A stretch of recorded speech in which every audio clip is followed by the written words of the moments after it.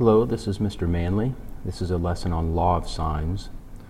With the law of sines, we are talking about triangles. So you may have had some discussion of trigonometry or some lessons in trigonometry prior to this or around this, where we said that trigonometry isn't necessarily just about triangles. But now with this lesson, we're going to get back to triangles.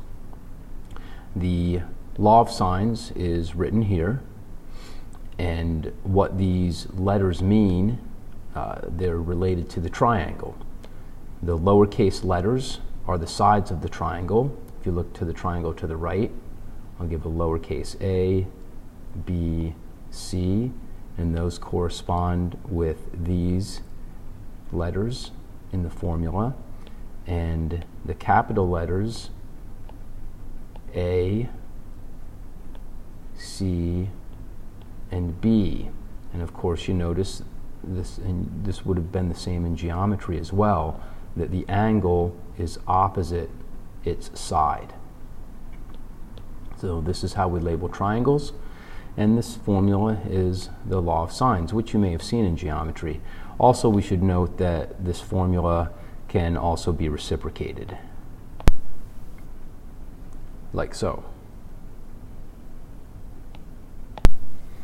And what we're going to do with the law of sines is solve for unknown sides or angles of a triangle. We will need to be given at least 3 pieces of information in order to be able to solve for sides or angles of a triangle. Here is a case where we have been given 2 angles and a side. It can be any combination of sides or angles.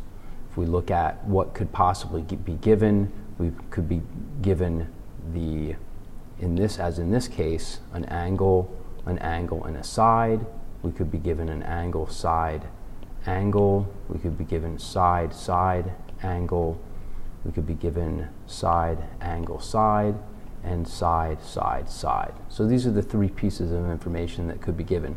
You might also think, well, we could be given 3 angles, but you might remember from geometry that 3 angles does not indicate a unique triangle, because there are many triangles of different sizes that could all have the same 3 angles.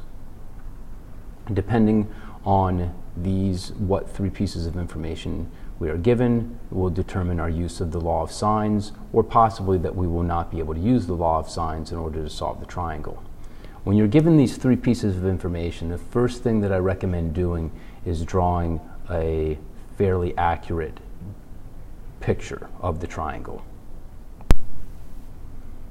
You see the triangle that I've drawn. The given angle A is 123 degrees, and I want to draw this angle A here so that it looks like it's about 123 degrees. The given angle B here is 41 degrees, and I want this angle B to look like somewhat like it is 41 degrees. And then of course we're going to have this third angle here, C, and then this is side B and this is side C. Let's look at drawing another triangle before we move on. Here's a situation where we've been given a side, and an angle. I'm always going to start off with the angle. So I'm going to start off with an angle and make that look like make it look like it's about 31 degrees. And then that is my angle A, and side A is going to be opposite it. Now, this was just arbitrarily drawn at this point. I didn't think about how long to make this side. I'm going to call this side B. So this is side B here. If I leave it that long, if I leave that and say, well, that's side B, I just arbitrarily drew it, and that's going to be my B. Notice that B is 5, and I'm going to put A is going to have to be over here, opposite this A. Now I have to think about that if I'm just going to leave things like this, because if B is 5, if I'm going to call this length 5, and I'm going to put A over here to the right, well, A, you'll notice here, is 12. So if B is 5 and I want A to be 12, I'm going to have to draw a really long line over here. I mean, it's going to have to I'm going to have to stretch it out way over here so that it's over twice as long.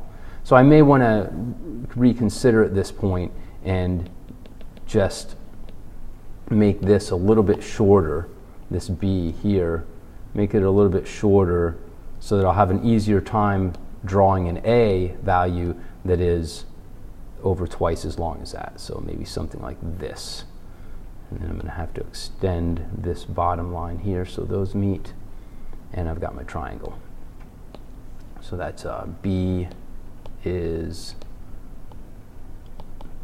5 and A is 12. I'm spending a lot of time on drawing the triangle here because it really is helpful when you're solving, because it's a check, and if you've drawn it correctly or if you've drawn it well, when you get your answer you'll be able to determine whether or not your answer makes sense. So going back here to this triangle that was initially given, let's say that we have this triangle and that we want to find C. So I'm going to say, given this information, find C. And that's going to be, I'm going to say, I'm going to find side C. And I want that to definitely look like a lowercase letter as opposed to a capital letter, which would mean angle C. And if you want to eliminate any ambiguity here, I'll say find side C. Whatever I'm trying to find, as in finding side C, I'm going to go back here and I'm going to find that in my formula. So there's the C, that's what I want to find. Whenever I set up the law of sines, I'm always going to set it up as something over something is equal to something over something. So I just need 4 boxes to fill in order to be able to solve for something with the law of sines. I don't need to use all 6 boxes. I don't have to use all 3 parts of the equation. I only use 2 parts of the equation. So whatever I'm looking for, as in this side C here, I always put that in the upper left-hand corner. And if I put that side C in the upper left-hand corner, then it follows that the bottom, or the denominator of that, has to be the sine of C, which is the angle, sine of angle C. And then these 2 boxes here are going to have to use the information that I know. And the only way that I could do it in this case, where I know I'm going to have to know an angle and its opposite side, is with angle A and side A. So I'm going to put side A here and sine of A here. And it's a simple case of filling in those boxes and doing the calculation. Notice that I'm not explicitly given sine C, or I'm not explicitly given angle C. I'm being given angle A and angle B, but I can find side C really easily, right? Using the rule of 180 here, where there are 180 degrees in a triangle, I can find out easily enough that side C is equal to 16 degrees. And then that'll allow me to fill this box in here, 16 degrees. From there, it's really just a calculator key in. I'll maybe just go straight to C is equal to whatever that is after keying it in, and find out that it's 3.29. And that'll give me side C, 3.29. Let's look at the next one. And in this case, let's say that I'm going to, let's just say that it says solve. And if it just generally says solve and doesn't specify, that means that I'm going to find all of the sides and all of the angles. So in this case, I'm going to, if you look at the 3 pieces of information, I have B, I have A, I have angle A. So what should I find next? This angle over here. If I know side B, I want to find angle B. So I'm going to set that up in my upper left-hand corner.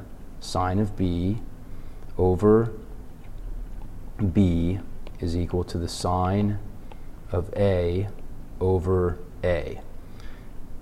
So I'm looking for sine B, which is equal to, over 5, equal to sine 31 degrees over 12. I'm trying to solve for B here. I'm going to isolate that and go ahead and show this step. I'm going to do the calculator key in though. Sine 31 divided by 12 and then multiply by 5.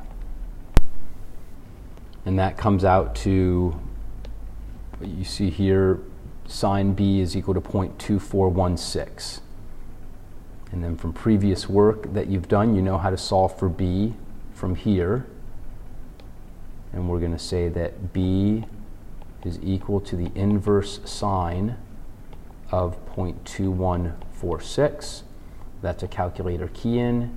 So B is equal to 12.4 degrees. And I'll just write that in here into the triangle, 12.4 degrees. Of course, A we can find by the rule of 180. That's 136.6 degrees. And what does that leave us with? That leaves us with side C. So that will be side C over the sine, and I'll just go ahead right into substituting the numbers. The sine of 136.6 degrees equal to side A, which is 12, over the sine of 31. And we hit the calculator key in for that and find that side C is equal to, I believe, 16. I'm going to write that in up here with the triangle. C is equal to 16. Now if you look at the triangle, remember in the beginning I tried to draw an accurate triangle, and all of these, let's just look at the sides. I was given side 5, I was given this side 12, and then when I solved it, I found that this side was equal to 16, and looking at my picture, that makes sense. That looks like that could be 16. And that's a basic introduction to the law of sines.